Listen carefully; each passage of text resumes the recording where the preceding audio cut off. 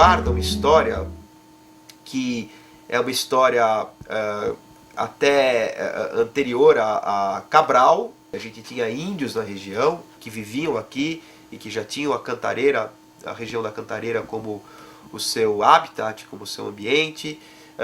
Existem diversas descobertas no campo da arqueologia que são feitas na Cantareira, e registros realmente de povos anteriores aos europeus. E depois da própria chegada dos europeus, a Cantareira ela passa a ser algo muito expressivo na vida da cidade. Ela é um testemunho vivo da história de São Paulo. Como diretor do Parque Estadual da Cantareira, a gente tem uma missão muito responsável para a conservação dessa unidade, que tem em torno de 8.000 hectares, né? Abrange 4 municípios, São Paulo, Caieiras, Mariporã e Guarulhos.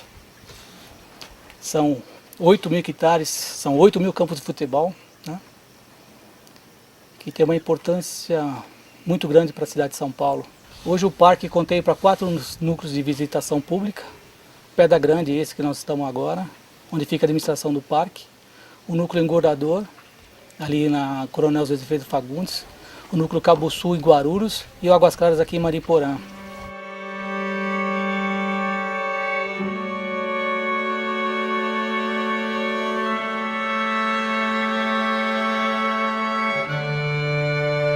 Nós somos as grandes caixas d'água da região metropolitana de São Paulo, porque é através daqui que a maioria dos paulistanos e do pessoal que mora na metropolitana de São Paulo, mais de 60% da água que são tomadas lá, ou seja, de cada 3 copos d'água lá, 2 vêm aqui do nosso circuito entre Serras e Águas. Captação que a Sabesp faz aqui para estar mandando a água para São Paulo, começa isso até no estado de Minas Gerais, município de Extrema, por ali. E dali vem juntando em algumas outras caixas d'água importantes desse circuito entre Serras e Águas, que é a do Jaguari, onde nós temos a cidade de Bragança Paulista, a cidade de Piracaia, de Vargem e de Joanópolis, numa represa. Depois nós temos uma outra represa em Piracaia, uma terceira represa no município de Nazaré Paulista e a nossa represa aqui de Mariporã. Então essa forma o sistema Cantareira da Sabesp. É bom lembrar que o nome Cantareira, né? A Cantareira eram prateleiras onde ficavam os cântaros. Os cântaros eram recipientes de barros onde ficava armazenado água para o uso pessoal. Então essas prateleiras tinham o nome de Cantareira e o reservatório de água, né? Esses jarros de cântaro. Daí a relação. A Cantareira é uma das primeiras áreas protegidas, legalmente protegidas, do Brasil. O primeiro parque do Brasil foi o Parque de Itatiaia, criado na década de 30, se eu não me engano. Mas a Cantareira, ela já tinha, no fim do século XIX, já foram editados decretos protegendo a serra, porque a serra fornecia água para a região central da cidade, né? A Serra da Cantareira já era um grande manancial desde do século XIX. Além de tudo isso, a Cantareira é um grande ar-condicionado da cidade. A gente sabe, existem inúmeras pesquisas científicas que comprovam que a gente tem concentrações artificiais de calor dentro da cidade. São as chamadas ilhas de calor, geradas pela atividade urbana, pelos carros circulando, pelo excesso de concreto, pelo excesso de asfalto. Isso tudo são fatores geradores de calor. A gente pode ter diferenças térmicas entre o centro da cidade de São Paulo e as matas da Cantareira de mais de 10 graus centígrados, né? E em áreas distantes 10 quilômetros entre si.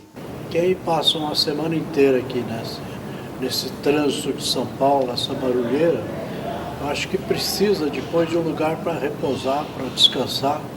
E nada melhor que a Serra da Cantareira, né, que tem ar puro, e a altitude também ajuda muito. Porque se a temperatura está muito quente aqui, lá é sempre um pouco mais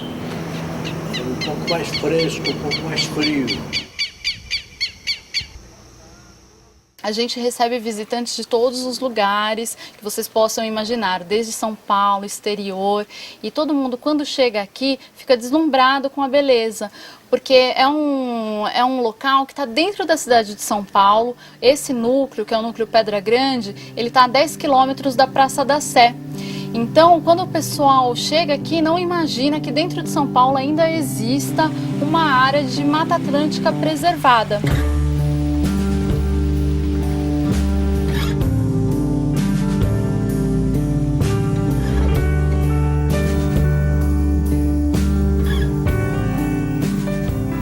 O Parque Estadual Alberto Löfgren, conhecido popularmente como Horto Florestal, tem uma importância histórica muito grande. Ele foi criado em 1896 para ser o Horto Botânico de São Paulo. E daqui saíram os primeiros experimentos científicos de espécies arbóreas que fossem viáveis para o reflorestamento do estado de São Paulo, por conta do desmatamento no interior paulista, das plantações de cana-de-açúcar e da plantação cafeeira. O Horto Florestal ele é área contígua ao Parque Estadual da Cantareira. Isto faz com que o parque ele tenha uma importância muito grande como zona de amortecimento e o que faz que ele seja uma área de transição entre a área urbana e a floresta. Às vezes a gente vai receber um colégio aqui do entorno. Ou seja, já são pessoas que frequentam o nosso parque, né? Sabem aonde ali tem um campo de futebol, ali vai ver um macaquinho, ali vai ver outra coisa. Mas a partir do momento que ele está na monitoria, ele começa a descobrir que tanta coisa, essa árvore tem 113 anos, aqui foi uma das primeiras unidades de conservação, a importância da Mata Atlântica, que questão de biodiversidade é maior do que outros biomas que a gente tem no nosso país. Então eles acabam se prendendo bastante, saindo com um monte de coisa interessante, assim, saem fascinados mesmo por eles terem uma área dessa aqui perto da casa deles e não sabiam de tudo isso.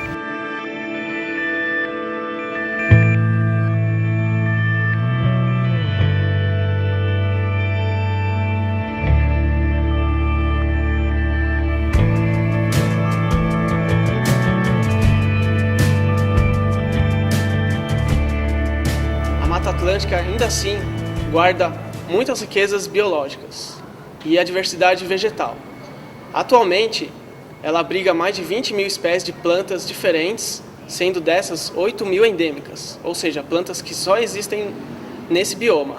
Pessoas como raizeiros e benzedeiras, presentes no bioma da Mata Atlântica, possuem grande conhecimento tradicional do uso dessas plantas medicinais, inclusive porque foram passadas pelos seus ascendentes de várias gerações. Algumas plantas medicinais presentes na Mata Atlântica que podemos citar e seus usos são guanchuma, pariparoba, picão preto. Plantas atualmente que são utilizadas como calmante, anti-inflamatórias, antioxidantes. O capim-dandá, né? Isso é conhecido muito no sertão, que o pessoal usa para fazer chá para criança quando está de diarreia, vômito. E logo que eu cheguei aqui trabalhando, eu comecei a sentir o cheiro, né? E fui procurar e encontrei essa planta. Essa tem quantidades também.